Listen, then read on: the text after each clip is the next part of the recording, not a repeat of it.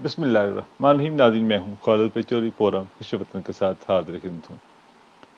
नाज़रीन, फोरम खुश वतन जो आप पिछले 12-14 साल से देखते आ रहे हैं, जिसमें मेरी कोशिश होती है कि ओवरसीज़ पाकिस्तानियों के मसाइल उसको खासकर डिस्कस किया जाए, और जिसमें पाकिस्तान के मरूफ लायर किसी तारुफ के महताज नहीं, Mian Mohammad Aslam advocate of Supreme Court of Pakistan, वो हमारे साथ मौजूद होते हैं। मुख्तलिफ जो पाकिस्तानी ओवरसीज़ पाकिस्तानीज़ के इशू हैं उनके ऊपर हम बात करते हैं, साथ साथ जो आप लोग सवाल भेजते हैं हम उनके ऊपर भी बात करते हैं। तो इसमें मैं कंट्रीब्यूशन जो है इस हवाले से ओवरसीज़ पाकिस्तानियों के लिए जो स्पेशली मियां मोहम्मद असलम साहब का है, इनको मैं खराज तहसीन पेश करता हूँ थैंक यू सर, कि जो वेलकम सर। हमेशा मुझे टाइम देते हैं, और इनकी मोहब्बत है कि अपनी जितनी भी मर्जी मसरूफियात हों कोशिश करते हैं कि मुझे ज़रूर टाइम दें। तो वेलकम संडे सर। का दिन आपको पता है हमेशा फैमिली डे होता है, मगर उसमें से मैं भी टाइम निकालता हूँ और मियाँ साहब भी टाइम निकालते हैं। ये इनकी मेहरबानी है, वेलकम इनका सर। शुक्रिया। तो वेलकम मियाँ सर। साहब, मैं प्रोग्राम का आगाज़ जो है करूँगा कि एक क्वेश्चन एक हमें भेजा किसी फ्रेंड ने। उन्होंने कहा जी कि मियाँ से फरमाइए कि शजरा क्या होता है, शजरा, और इसका आसान अल्फाज में बताइए कि शजरा होता क्या है। बिस्मिल्लाहिर्रहमानिर्रहीम। खालिद साहब, बहुत शुक्रिया आपका कि आप एवरी संडे को इतनी मेहनत करते हैं, टाइम निकालते हैं और दोस्तों के लिए मालूमात का ज़रिया बनते हैं, और बाद का कुछ दोस्तों की हेल्प भी हो जाती है, उनकी गाइडेंस भी हो जाती है। तो अल्लाह ताला आपको इसकी जज़ा दे। सर, आपने आमीन। फरमाया कि शजरा नस्फ क्या होता है। शजरा दो चीज़ें होती हैं, शजरा अक्स कहा आपने, शजरा नस्फ, दो चीज़ें होती हैं। जी। शजरा बेसिकली, शजरा की मानी तो है नक्शा। जी। शजरा अक्स जो है, ये एक होता है जो रेवेन्यू डिपार्टमेंट में, इसे शजरा अक्स भी कहते हैं, अक्स शजरा भी कहते हैं, शजरा पार्चा भी कहते हैं। ये जी। एक कपड़े का नक्शा होता है, जिसके ऊपर पूरे गांव का नक्शा बना होता है। जी। उस गांव में कितने मरबे ज़मीन है, जी। मरबा नंबर 1 उस गांव में है, 2 3 4 5, कितने टोटल 10 20 25 30 40 50 60 70 मरबे तक भी गांव हैं बाज़, जी। और बाज़ गांव गांव 20 मरबे पे मुश्तमिल भी है। वो जी। पूरे गांव का एक शजरा पार्चा होता है, जिसे अक्ष शजरा भी कहते हैं।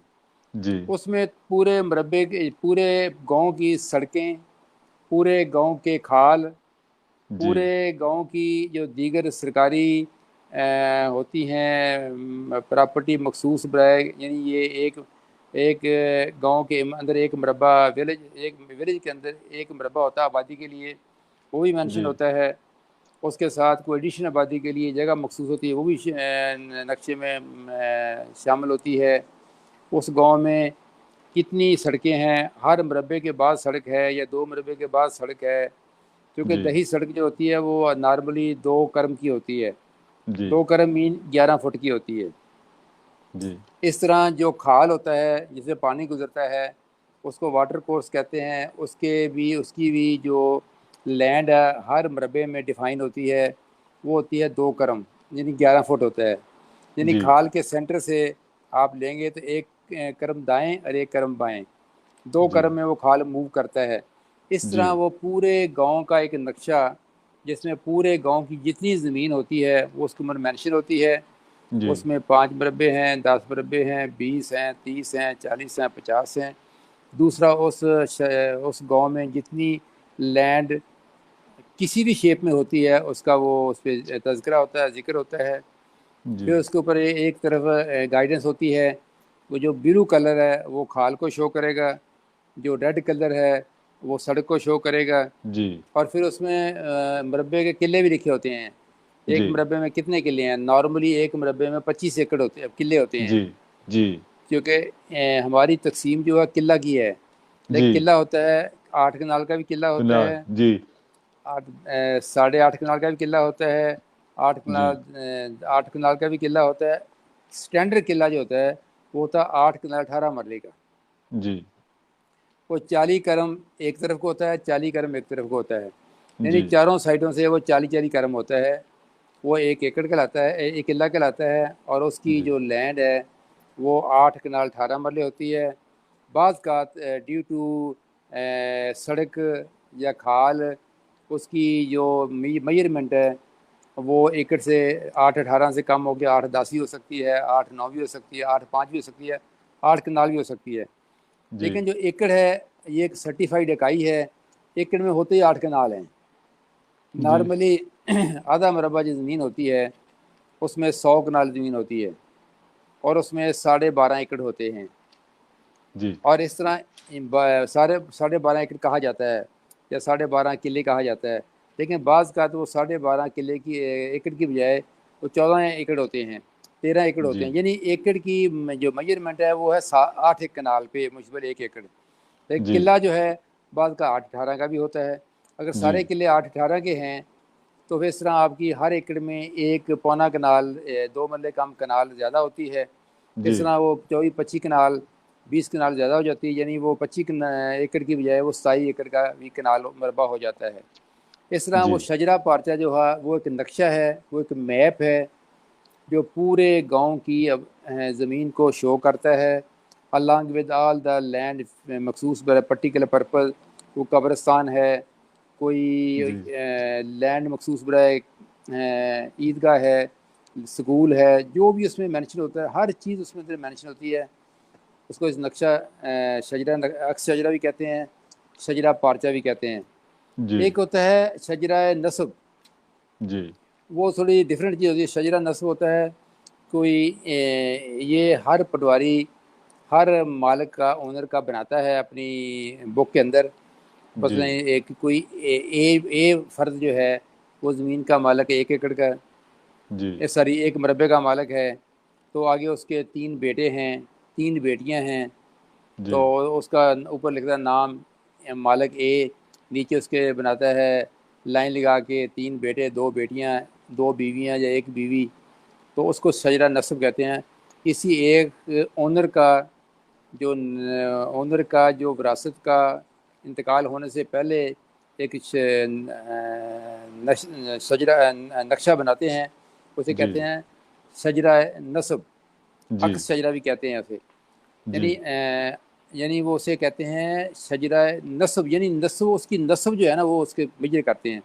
जी 2 चीज़ें हो गई, एक शजरा या अक्स शजरा हो गया, एक अक्स नस्ब हो गया। नस्ब जी फैमिली के बारे में होता है, जो फैमिली के जी बेटे बेटियां हैं। और जी शजरा नस्ब शजरा जो अक्स शजरा है वो पूरे गांव का मैप होता है, नक्शा होता है। इस तरह जी वो सारे गांव की प्रॉपर्टी के बारे में रहनुमाई मिलती है कि वो फिर जी कि कितने मरबे हैं, कितने कितने एरिए में हैं, कितने खाले हैं, कितनी नहरें हैं, कितने सड़कें हैं। तमाम चीज़ों का उसके अंदर अंदराज होता है। उसको जी अक्स शजरा शजरा पार्चा कहते हैं। जी अच्छा मेरे साहब ये अगर प्रॉपर्टी शहरी प्रॉपर्टी की बात हम कर लेते हैं उसमें अगर कोई मकान है या दुकान है वो अ, किसी ने बाई की है और वो स्टाम्प के ऊपर बाई की है और जब एक उसका जो मालिक उसकी वफात हो जाती है और उसके जो बच्चे हैं अभी उन्होंने उसको गवर्नमेंट के खातों में रजिस्टर नहीं करवाया तो अब क्या वो स्टाम्प को पहले जो उसका जो है तकसीम के लिए पहले उसको रजिस्टर करवाना पड़ेगा उन गवर्नमेंट के खातों में रजिस्ट्रार ऑफिस में या पटवारी के पास या जो तकसीम है वो कैसे तकसीम हो गई सर बेसिकली स्टाम्प पे ख़रीदी हुई ज़मीन की कोई लीगल वैल्यू नहीं होती। जी स्टाम्प पे ख़रीदी गई ज़मीन का कोई राइट नहीं होता। जी लॉ तो ये कहता है कि merely agreement to sale does not create any right. जी स्टाम्प पे आपको प्रॉपर्टी खरीद लेते हैं, कोई परचेज कर लेते हैं, उसका कोई लीगल राइट नहीं होता है जी अनलेस के वो उस स्टाम्प को उस एग्रीमेंट को कोर्ट में जाके साबित करके डिग्री हासिल ना करे। उससे जी पहले उसका कोई उस प्रॉपर्टी में राइट नहीं होता। ना उसको कोई उसकी बेसिस को पार्टीशन करा सकता है। वो उसका उस प्रॉपर्टी से कोई कंसर्न ही नहीं होता जी उसका। ये हमारे यहाँ गलत कंसेप्ट है कि हमने स्टाम्प लिखा लिया तो हम कहते हैं हमने स्टाम्प लिखा लिया और प्रॉपर्टी हमारी होगी। ऐसा नहीं है। जी मेयरली एग्रीमेंट टू सेल या stamp paper does not create any right. उसका जी कोई इख्तियार नहीं होता, ना ही वो तकसीम में जा सकता है, ना ही वो कब्जा ले सकता है, ना ही कोई और चीज़ कर सकता है अनलेस कि उस स्टाम्प पेपर की वजह से वो उसको जाके कोर्ट से डिग्री हासिल ना करे कि मैंने ये जी प्रॉपर्टी परचेज कर ली थी मिस्टर ए से। ए अब फौत जी हो गया है, जी उसके लीगल एयर में 2 बेटे 2 बेटियां हैं। इनको जी ऑर्डर किया जाए कि मेरे साथ ट्रांसफ़र करें। जी मेरे नाम रजिस्ट्री कराएं। जी फिर कोर्ट आपसे एविडेंस लेती है, आपने कितने की जी परचेज़ की है, कितने जी पैसे दिए हैं, पेमेंट जी देने का सबूत क्या है, आपकी जी शहादत लेती है कोर्ट, फिर आके जी आके डिग्री कर देती है। जब तक जी डिग्री नहीं हो जाती उस वक्त तक आपका वाई बाई वर्च्यू ऑफ स्टाम्प कोई राइट नहीं है, बाई जी वर्च्यू ऑफ एग्रीमेंट कोई राइट नहीं है। लिहाजा जी स्टाम्प पेपर पे लिखवा के आप रख लें, प्रॉपर्टी ख़रीद लें, उसका कोई इस्तेहकाक आपका नहीं है, महज जी एक कागज़ का टुकड़ा है।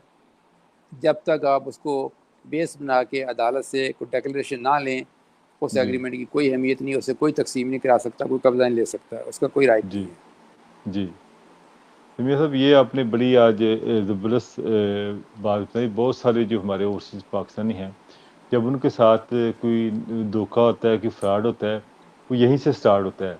वो दुकान लेते हैं या कोई ज़मीन लेते हैं, वो स्टाम्प के ज़रिए ही पेमेंट कर देते हैं। वो पेमेंट का भी इतना प्रूफ नहीं होता, कुछ कैश दे दिए, कुछ डिफरेंट वे से। तो ये एक बहुत ही डेंजरस अमल है, जो स्टाम्प वाला जो प्रॉपर प्रोसीजर है, वो आपने बताया इसकी कोई वैल्यू नहीं है। असल कोई वैल्यू वैल्यू वही है जो आपने बकायदा रजिस्टर करवाई है गवर्नमेंट के कागजात में। असल में वैल्यू उसी ही की वैल्यू है, उसी की उसी की वैल्यू है। उसी की वैल्यू है। ठीक। अच्छा, मेरा ये जो एक और क्वेश्चन आया था, उन्होंने एक क्वेश्चन ये राइज किया कि जी अगर तो प्रॉपर्टी किसी के जो नाम करवानी है, उसके लिए कैसे पावर टारनी बनानी है। मसलन अगर फादर मर गया है, तो बाहर से जो पावर ऑफ टारनी बनानी है, उसके अंदर क्या लिखें जी कि मैं, क्योंकि उसमें कुछ समझ में ये पूछना चाह रहे हैं कि फादर के डेथ के बाद जो बंदा जाके बनवाए पावर ऑफ टारनी, उसमें वो क्या लिखेगा कि मेरे फादर साहब की डेथ होगी तो मैं बनवाना चाहता हूँ, क्या लिखा होना चाहिए उसके अंदर। क्योंकि वो तो एक लीगली तो अल्टीमेटली उसके नाम ही होनी प्रॉपर्टी, क्योंकि वालिद मर गया, प्रॉपर्टी बच्चों के नाम ही होनी है, तो बाई लॉ होनी ही होनी है। उसके लिए क्या वो ये पांच लोग हैं, उनमें से एक आदमी ने आना है, चार लोगों ने उसको लिख के देनी है पावर टारनी, क्या लिखे उसके अंदर। देखिए खालिद साहब, पावर अटॉर्नी दो होते हैं, एक होता है स्पेशल पावर अटॉर्नी, एक जी होता है जनरल पावर अटॉर्नी। जी स्पेशल पावर अटॉर्नी में आप सिर्फ सर्टन पर्टिकुलर कोई राइट देते हैं डोनी को कि आपने मेरी तरफ से ये काम करना है। जी तो जो जनरल पावर अटॉर्नी होता है उसमें आप देते हैं पूरे अख्तियारात के, वो आपकी तरफ से तमाम अख्तियारात के इस्तेमाल कर सकता है, इंक्लूडिंग सेल एंड परचेज़। जी लिहाजा आपने क्वेश्चन किया है कि ये उसका एक का वालिद फौत हो गया है, तो 5-6 भाई हैं, तो वो पावर अटॉर्नी किसको दें, कैसे दें? वो जी देंगे स्पेशल पावर अटॉर्नी। उसमें जी लिखेंगे A B C D E F, son of so and so, resident of so and so, are जी legal heir of the deceased, namely A, जी owner of the property so and so, so and so, so and so, so and so, situated in the check number so and so, so and so, Tehsil and district so and so, so and so. Hereby authorize to Mr.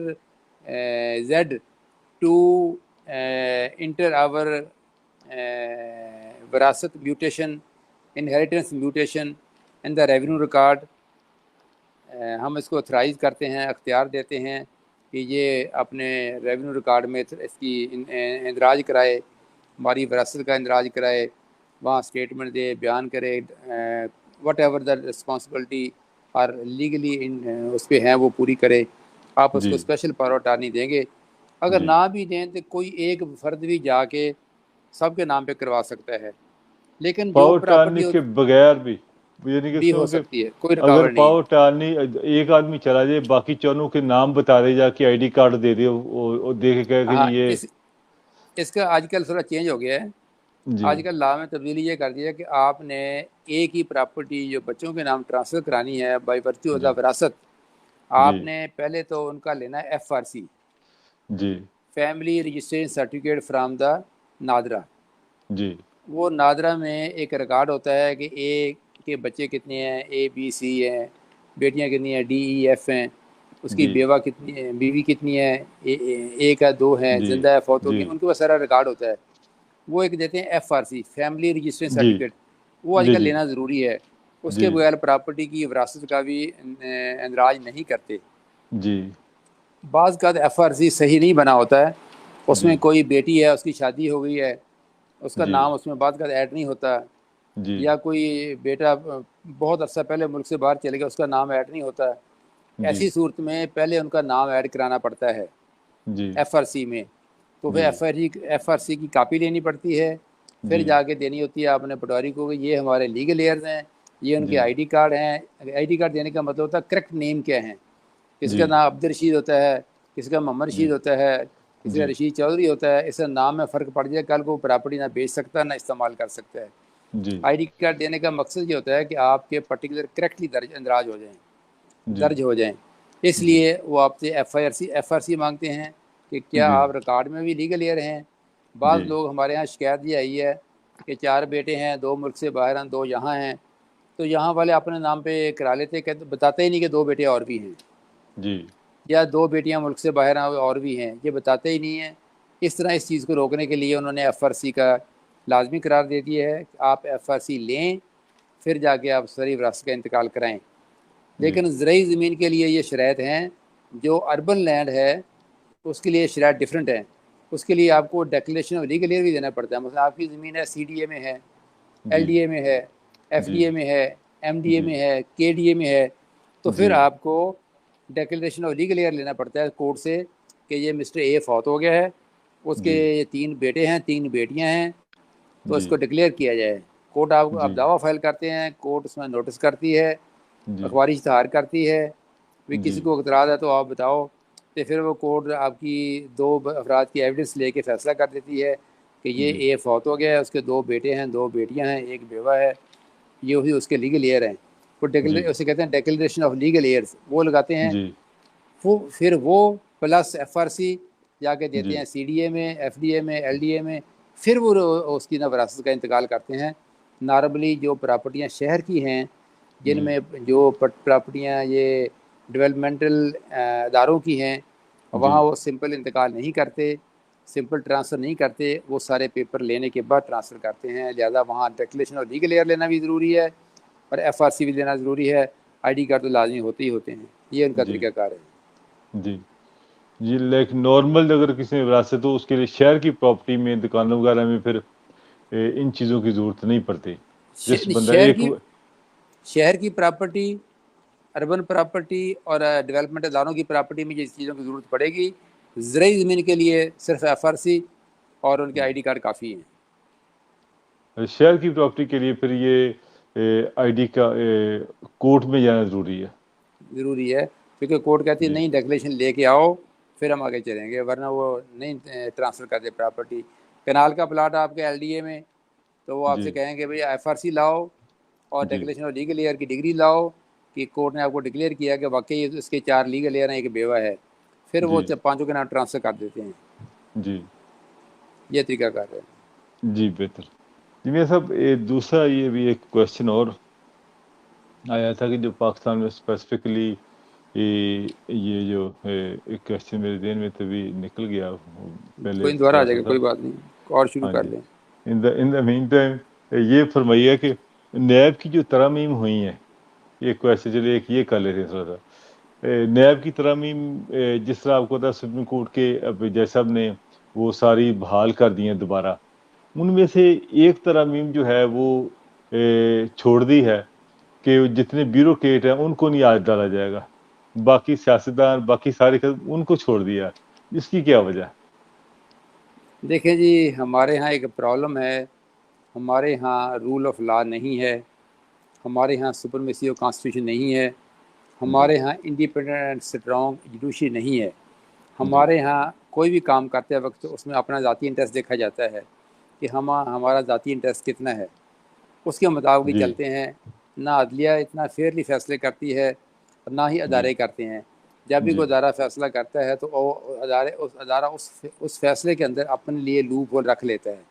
जी इसी तरह ये bureaucrat को हाथ ना डालना, और मैं समझता हूँ करप्शन में ब्यूरोक्रेट किसी से कम नहीं है, उनका भी जी बराबर रोल है। जी उन पे हाथ ना डालना। इसी तरह पहले ये भी तय हो गया था कि जजेस पे हाथ नहीं डाला जाएगा। जी मतलब ये है कि ये बाख्तियार अदारे हैं। अब ब्यूरोक्रेट जो है वो एसी है, डीसी है, कमिश्नर है, सेक्रेटरी है, इनके ज़रिए हुकूमतें गवर्नमेंट करती हैं। इन पे जी हाथ नहीं डालना। हालांकि करप्शन के लिए इनके पास ज़्यादा मौके होते हैं, ज़्यादा जी ज़राए होते हैं। जब जी लड़के सीएसए करके आते हैं वो जी पैदल होते हैं या वैगन पे होते हैं या बाइक पे होते हैं। तो जी जो ही रिटायर होते हैं वो 3-3 4-4 उनके घर होते हैं, जी फॉर्च्यूनर पे सफ़र करते हैं, पराडो पे पिजारो पे सफ़र करते हैं। जी उनका मामला अंदाज़ ही बदल जाता है। और ये जी 10-20 साल में इतनी तेज़ी से तरक्की नहीं होती। मैं जी आपको बताऊं, हमारे साथ एक हमारा कल रूममेट था लड़का, वो सीएसए कर जी गया, करके जी पुलिस में एएसपी लग गया। जी यानी एएसपी रहा वो, एसपी रहा वो, डीआईजी रहा वो, और आईजी रहा वो, डीजी एफआईए रहा। जब जी रिटायर हुआ उसके पास 5 मरले का भी घर नहीं था। जी इतने ओहदों पर रहने के बावजूद, चूँकि वो करप्शन नहीं करता था, न्यायिक फ़ायदा नहीं उठाता था, न्यायिक मराहत नहीं लेता था। जी रिटायरमेंट हुई, उसको करोड़ 1.5 करोड़ रुपया मिला, फिर हाँ उसने एक जी अपना को 10 मरले का घर खरीदा, उसमें जी शिफ्ट हो गया। यानी वो जी बंदा एएसपी से लेके आईजी तक रहा और डीजी एफआईए रहा, लेकिन जी उसने कहीं से एक पैसा नहीं कमाया। और जी आखिर रिटायरमेंट के बाद वो किराए के घर में रहता था, और अब जाके जब रिटायरमेंट के बाद पैसे मिले हैं तो उसने घर बनाया तो शिफ्ट हुआ। जी ऑनेस्ट बंदे का ये हाल होता है। तो हमारे यहाँ जी ये किसी को, हम किसी को बदयांत नहीं कहते, लेकिन जी आप किसी का लिविंग स्टाइल देख लें आप, अब लिविंग स्टाइल से पता चल जाएगा कि कितने किसके वसाइल हैं। एक बंदे की जी 1.5 लाख तनख्वाह है, 70,000 जी उसका बिजली का बिल है। हाउ इट इज़ जी पॉसिबल कि वो जी 70,000 बिजली का बिल भी पे करता है, लिविंग स्टाइल भी उसका है, गाड़ियाँ का पेट्रोल भी है, मेहमान नवाजी भी है, घर के जी खर्चे भी हैं। हाउ यू जी can live within the limit 170 में या 150 में कैसे गुजारा कर सकता है। जी ये चीज़ें, इनको इग्नोर कर देना, ये एक पिक एंड चूज़ है, ये एक जी डिस्क्रिमिनेशन है, आर्टिकल जी 25 की वायलेशन है। सब के जी साथ एक जैसा सलूक होना चाहिए, कोई छोटा हो कोई बड़ा हो। हमारे यहाँ प्रॉब्लम ही ये हमारे मुल्क में है, हमारे मुल्क में कानून है ही गरीब आदमी के लिए है, कमज़ोर आदमी के जी लिए है, माड़े जी आदमी के लिए, बड़े के लिए कानून नहीं है। बड़ा जब आता है तो सारे बंद हो जाते हैं। जब जी गरीब बंदा आता है तो कहते तुमने स्टॉप लाइन क्रॉस किया, आपको 500 रुपये जुर्माना होगा। जी हमारे यहाँ प्रॉब्लम ये है कि हाँ, इस चीज़ को हम आज तक ख़त्म नहीं कर सके, ना हम ख़त्म करना जी चाहते हैं, ना हमारी जी इंटरेस्ट है। क्योंकि जो भी जी पावर में होता है, जिसने ख़त्म करनी है, वो अपने लिए ये लूप होल बरकरार रखता है। और जब जी वो उस पावर से निकल जाता है, फिर कहता है ये तो ये गलत हो रहा है, वो गलत हो रहा है, फलां गलत हो रहा है। जी उसको खुद अपने दौर इक़्तिदार में ठीक करने की कोशिश नहीं करता। जब तक जी डिस्क्रिमिनेशन ख़त्म नहीं होगी, पिक एंड चूज़ ख़त्म जी नहीं होगा, तो माशरा कैसे बेहतर होगा। आप देख जी लें, मुझे बहुत दफ़ा मौका मिला है अमेरिका जाने का, मैंने 10-15-20 स्टेटें फिरी हैं, और जी 2013 से मैं बाकायदगी से जा रहा हूँ, हर साल में 2 दफ़ा जाता हूँ। जी लेकिन वहाँ गवर्नर के आने पे भी कभी इशारा बंद नहीं होता। वो भी इस जी तरह ट्रैफिक रूल फॉलो करता है जैसे आम आदमी फॉलो करता है। जी फिर एक गवर्नर को भी बिल्कुल इख्तियार नहीं है कि वो कहीं से शॉर्टकट मार ले। जी एक दफ़ा मैंने एक देखा, वहाँ होते हुए सैंटियागो में एक मेयर था, वो किसी मीटिंग में जा रहा था, उसने थोड़ा सा वन वे की खिलाफ वर्जी कर ली। जी उसके खिलाफ ये तहरीक आ गई कि भाई तुमने स्टेट लॉ को वायलेट किया है, तुम स्टेट जी के नुमाइंदे हो और तुमने जी स्टेट लॉ को वायलेट किया है, क्यों ना आपको उससे फ़र्क किया जाए। उन्होंने जी प्रोसीडिंग की और उन्होंने 10 तारीखों में उसको मेयरशिप से फारिग किया। यू जी वायलेटेड द स्टेट लॉ। जी हमारे यहाँ तो कोई लॉ को फॉलो ही नहीं करता। और जैसे जी आपने अभी बताया कि जी ब्यूरोक्रेट पे हाथ नहीं डालना, बाकी सब पे डालना है, इज़ इट वे? मैं नहीं समझता ये एक अच्छी बात है। अपने दोस्तों को, अपने अजीज़ों को प्रोटेक्ट कर लो, बाकी को छोड़ दो। क्योंकि वो ब्यूरोक्रेट इनके अजीज़ व करम हैं, रिश्तेदार हैं, दामाद हैं। और मौजूदा बदियार साहब का अपना दामाद जो है वो भी सीएसपी है, वो भी 19-20 स्केल में काम करता है। इस तरह जब आप ये कहेंगे कि मेरा दामाद ना पकड़ा जाए, मेरा भतीजा भांजा ना पकड़ा जाए, तो फिर तो डिस्क्रिमिनेशन हुई ना, फिर जस्टिस ना हुआ, इंसाफ तो ना हुआ। ये बातें ख़त्म होनी चाहिए, सबके साथ एक जैसा सलूक होना चाहिए, सबको जी इक्वली ट्रीट करें। आर्टिकल जी 25 कॉन्स्टिट्यूशन में है इसीलिए जी कि सबको एक जैसा सलूक किया जाए, कानूनी और अखलाकी और सोशल एक मेथड से, एक एक छड़ी से हाँका जाए। ये नहीं है कि किसी के लिए और कानून, आपके लिए और कानून, मेरे लिए और कानून, ये गलत बात है। अच्छा मेरे सब सवाल मेरे ज़हन में आ गया अभी।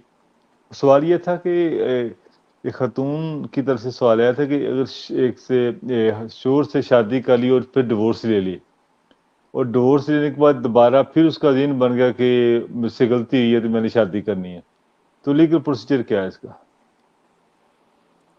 सर, इसमें जो हमारे उलमा हज़रात जो बात करते हैं, वो तो करते हैं कि जब तक वो और शादी नहीं करेगी, दोबारा अपने ही हस्बैंड से शादी नहीं कर सकती। जी हमारे उलमा का तो ये फरमान है कि ये जैसे हलाला कहते हैं कि हलाला ही नहीं करेगी तो उसको दोबारा अपने, हाँ, हस्बैंड से साथ वापस नहीं आ सकती। जी लेकिन इसमें एक जजमेंट है मिस्टर जस्टिस शफी महमदी की। हाँ वो जी। कहता नहीं, खातून अपने मियाँ से जब चाहे रजू कर सकती है। जी। उन्होंने ये कहा है कि बगैर निकाह के यानी बगैर हलाले के भी वो वापस अपने हस्बैंड से दोबारा निकाह कर सकती है। जी। इसलिए वो खातून अगर चाहे तो in the light of the judgment of the justice mister justice Shafi Mahmadi, तो वो जी। आप बगैर हलाला किए हुए वो अपने पहले हस्बैंड के साथ रजू कर सकती है, इसमें कोई जी। दिक्कत नहीं है। लेकिन उलमा हजरात, मौलवी हजरात इस बात पे बिलीव नहीं करते। वो कहते नहीं, शरिया का ला ये है कि पहले वो हलाला करे, किसी जी। और बंदे से ब्याह करे, शादी करे, उसके जी। बाद अब फिर शादी वहाँ से तलाक लेके वापस अपने मियाँ के पास आए। इस तरह की जी। बात करते हैं। ये जी। इसका तरीका है कि वो कर सकती है। इन द लाइट जी। Of the judgment of mister justice Shafi Mahmadi, review करने में कोई रुकावट नहीं है। लीगल, आपने लीगल पॉइंट ऑफ व्यू से बता रही है। मेरे साहब लीगल पॉइंट। जी, लीगल पॉइंट ऑफ व्यू से मेरे साहब बड़ा ज़बरदस्त आपने ये सवालों की जवाब दिए। मज़ा आया मियाँ साहब। अच्छा मियाँ साहब, जिस तरह एक और क्वेश्चन है, बड़ा मज़े का क्वेश्चन है वेलकम जी। कि जस्टिस काजी फैज़ साहब पर इतने बेचारे उनके ऊपर उसको इतना डिफेंसिव बना दिया गया है सियासी जमातों की तरफ से कि वो उनका झुकाव जो है मुस्लिम नून की तरफ है। बहुत सारे उनके ओहदे पे बैठने से पहले ही उसको मतनाज़ा बना दिया गया है। अब एक सवालिया निशान उसके पड़ गया है और ऊपर से जो छक्का मारा बंदियाल साहब ने, ये 9 तरमीम उठा के सब कुछ करके, एक तो इसका जवाब दिया कि फैसला उन्होंने रिटायरमेंट से 2 दिन पहले क्यों किया, और दूसरा ये फरमाइएगा कि ये जो फैसला अभी करके गए हैं बंदियाल साहब के करप्शन, वो सारे नैब के केस वापस कर गए, सब सारा जो है ना वो मलबा अब गिरेगा काजी फैज साहब के ऊपर। क्या ये इनको डिफेंसिव कर दिया, अब क्या करेंगे? ये तो कहेंगे, अब ये तो नहीं कह सकते इनको नैब कवानी जो तवानी बनी थी इनको वापस करो, चूंकि इनको पहले भी एक इल्जाम है कि हुदैबिया केस में इन्होंने केस ना बंद किया बल्कि कह दिया कि इसके ऊपर बात ही कोई ना करे। पहले भी लोग इन पर सवालिया निशान ठा रहे हैं कि हुदैबिया केस बंद हो नहीं सकता था, अरबों खरबों की करप्शन थी, मगर इन्होंने कहा जी इसके ऊपर बात ही कोई ना करे, हुदैबिया उनका ऑर्डर जारी कर दिया था।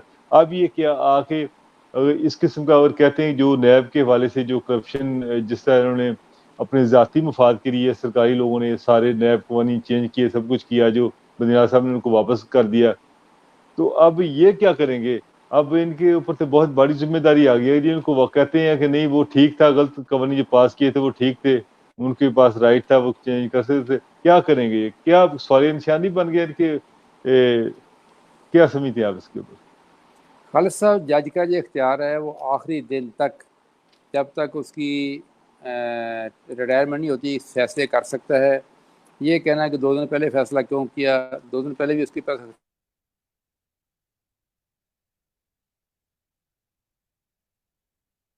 जी, नाज़रीन लगता है कि मियाँ साहब का जो नेट इशू आ गया। मियाँ साहब दोबारा आप उसी लिंक को दबा के दोबारा फिर आ जाएँ। जी आ गए।